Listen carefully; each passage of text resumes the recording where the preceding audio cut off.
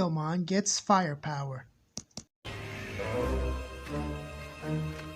While walking through the forest of irrelevant road signs, the kids discover something flying in the sky, and they try to figure out what it is. Hear that? It seems to be some sort of aircraft.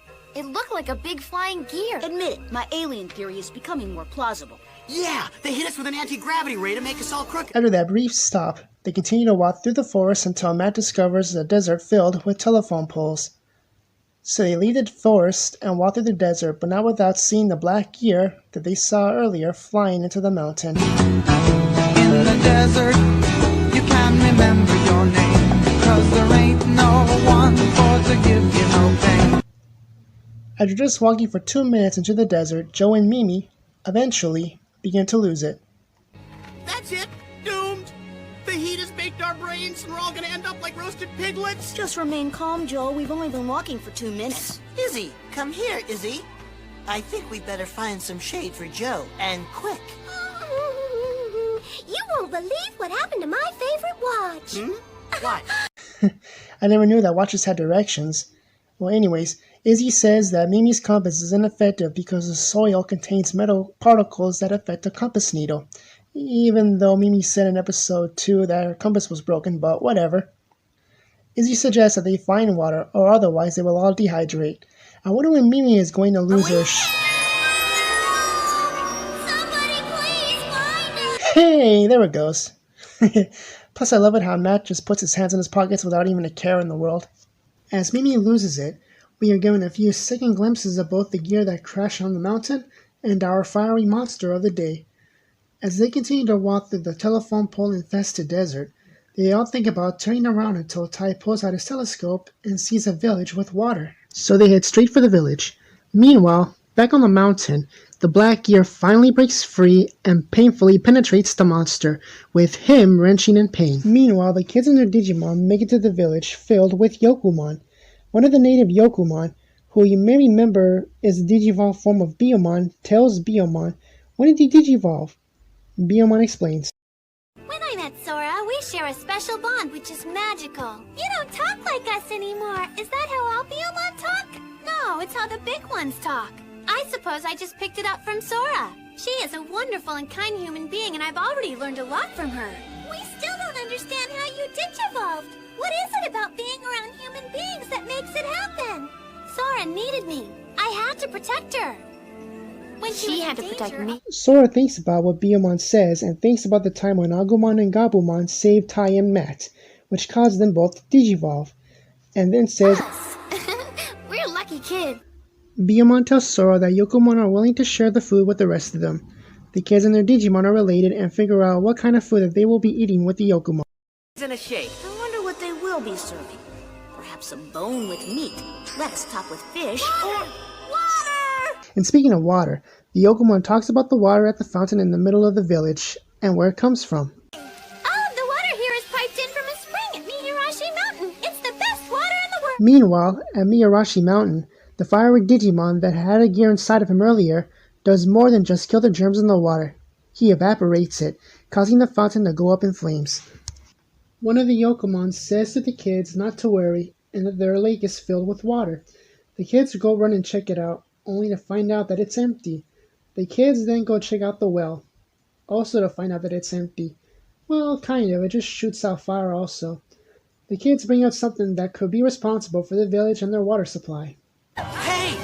Do you remember that flying gear we saw earlier? It crashed right into a hillside. Great. Of all the hillsides out there, the gear crashes into Miharashi Mountain. That's the place where the water comes from. That's right, the water comes from a lake on the top of Mount Miharashi, so a gear crashing into the mountain could affect our water supply. Yokomon says that the mountain is guarded by Meramon, the fire Digimon we saw earlier. Ty takes out his telescope and checks the mountain, only for him to see Meramon come down the mountain. The Yokomon are out of panic because he never comes down the mountain. Meramon says that he is in a lot of pain, and he comes running down the mountain. Well, I don't know. Do you think that he's in a lot of pain? You're gonna need more than sunscreen to stop me! Don't move a muscle. Don't move. What is this, Jurassic Park? Don't move. Can't see us if we don't move.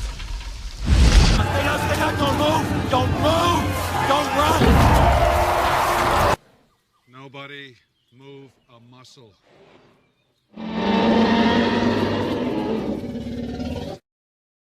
As the Meramon is halfway there to the village, the kids, the Digimon, and the Yokomon tribe start to run away and head to the ship for higher ground.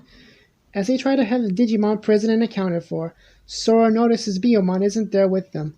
Because Biomon is still on the cliff, getting every last Yokomon to safety, Sora runs to go get Biomon to safety, but it is too late. Meramon appears and takes Biomon out, as Sora saves her from falling down the cliff.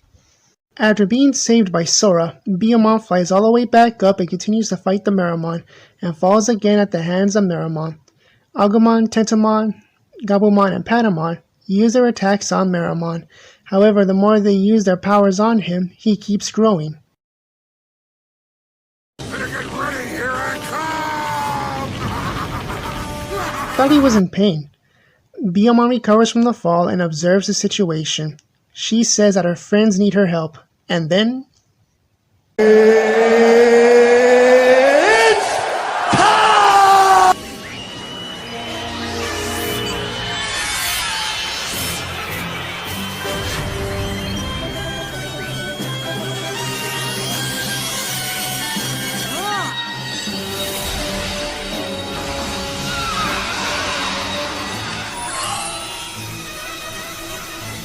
Biomon! Digivolve to... Digimon!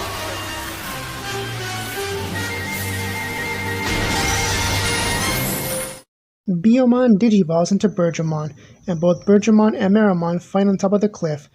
Bergamon takes a beating from Meramon's fireball projectiles. However, Bergamon throws a fire projectile of her own, and not only defeats the Meramon, but the black gear that was stuck inside of him comes back out and disintegrates, and Meramon shrinks back to his normal size. While Sora and Biomon embrace one another and... Oh, no.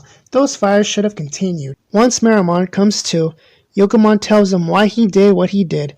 Meramon has no recollection of what happened after Black Gear, and heads right back home to Maharashi Mountain. And the episode ends as the kids, their Digimon, and the Yokomon tribe sit down feasting on bird food. In this episode, we get our first look at the Flying Gear. After what it did to Meramon in this episode, we can see that whoever has a gear lodged into them, they are under some kind of control. I wonder if we'll see more of these black gears in the next couple of episodes. And to close off this review, remember when I said this? In the first 2 episodes, we, the viewer, know a little bit on how the difficult digivolving process works. We know that they feed off their partner's energy in order for them to digivolve. They digivolve whenever the kids are in trouble, and we know that possibly food and the miniature remote, you know what, I'll just call them gizmos until they give it an official name, are the key factors in helping them digivolve. So far, they only got 3 out of the 4, the 3 of them being feeding off your partner's energy, eating food, and evolving whenever the kids are in trouble. The 4th one being those gizmos, they haven't figured it out yet. However, during Biomon's evolution in this episode, we cut to Izzy going. Judging by that, I'm guessing the next episode will be centered around Izzy. So, will they finally figure out the 4th key in helping their Digimon evolve into the next level? We'll find out in the next episode review. Digimon, go monsters, Digimon are the champions.